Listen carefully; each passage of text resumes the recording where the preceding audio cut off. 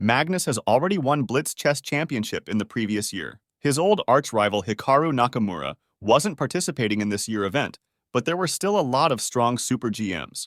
The start of the tournament wasn't great for Magnus. In the second round, he made a draw against much weaker opponent.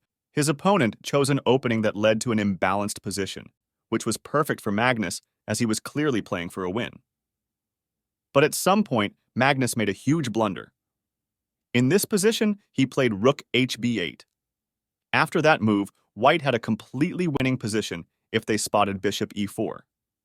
Then, White would just be up a clear exchange, as it was impossible to save the rook on a8. But Magnus's opponent missed this huge opportunity and played rook a b1. After this, players made several exchanges and reached a peaceful result. Magnus lost half of a point, but managed to evade the loss of the whole point, so the luck was clearly on his side. After this, he managed to win 4 games in a row. After round 6, he was just half of a point behind the leader of the tournament, Vladislav Artemiev. They were paired against each other in the next round, and Magnus had the white pieces. That was a huge opportunity for him to take the lead in the tournament. Magnus went for the classical Ruy Lopez, but at some point deviated from the theory trying to play for a win. The position became imbalanced, and his opponent was getting low on time. But actually it was Artemiev who had better position. Here the best move was bishop e7, and black had a big advantage, because they had a pair of bishops, and white had a really bad bishop on a3. Artemiev had to decide if he wanted to risk it and play for a win, even though he was low on time, or just play it safe and make draw, and he chose the second option. The game ended after a 3-fold repetition. Magnus still was 1 point behind, so he clearly wasn't satisfied with the result, but it was only the first third of the tournament. He still had a lot of time to catch to Artemiev.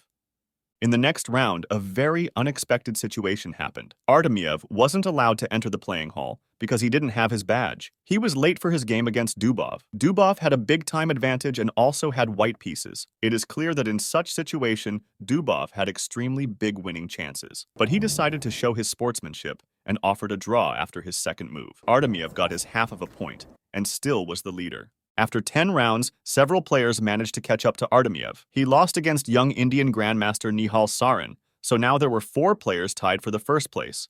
But something extraordinary happened in the next round. Dubov made a draw with Nepomniachtchi, but they both got 0 points. They played a very strange game where they both just danced with their knights and agreed to a draw after swapping their B and G knights. The game was clearly fixed, so the arbiter decided to give both players 0 points.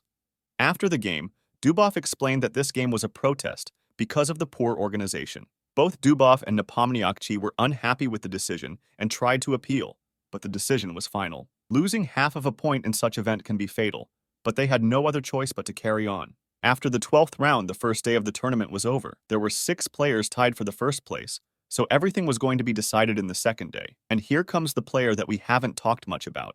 In his first game of the second day, Magnus was playing against MVL. Maxime Vachier-Lagrave is one of the strongest French players. He won the Blitz Chess Championship in 2021, and now he wanted to repeat his 2-year-old success. He had a rough start of the tournament. He lost in 4th round against much lower-rated opponent Tabatabai M. Amin. But now he finally managed to catch up to the leading pack. Both Magnus and MVL wanted to start the second day with a win, so the game was destined to be interesting.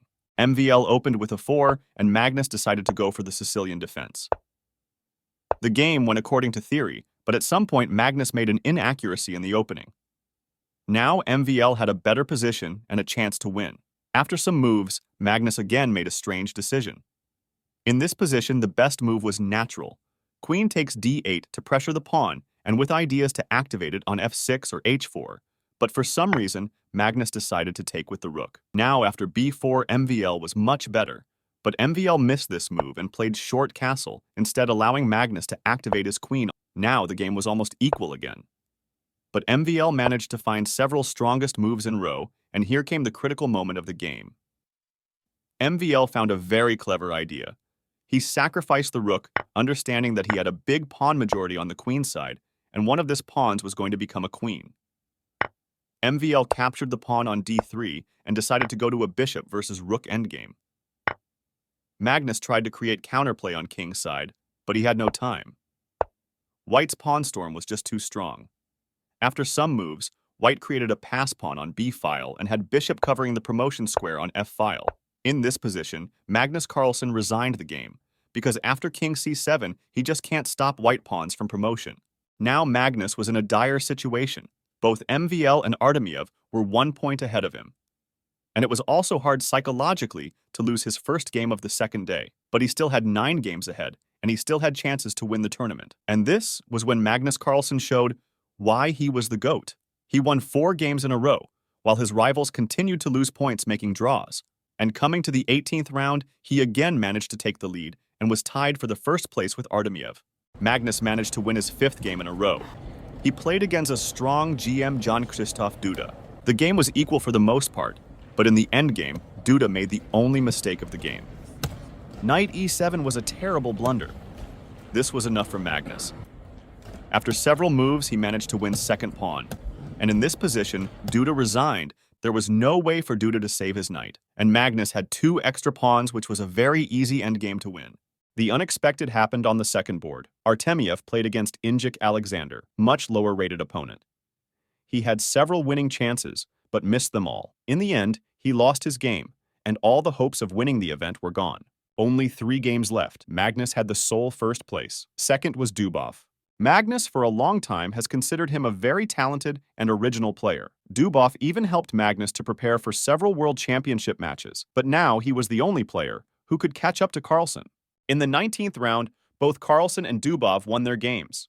In the next round, both of the players played against much lower-rated opponents, but they didn't risk it, and both games ended in a very dry and boring draws. Dubov ended his game in just 7 moves. Now it was the last round. Both Magnus and Daniil played against very strong super GMs.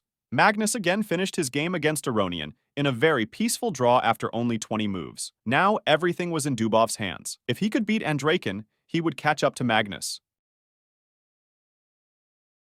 And that's how event ended. Magnus won the event by half of a point.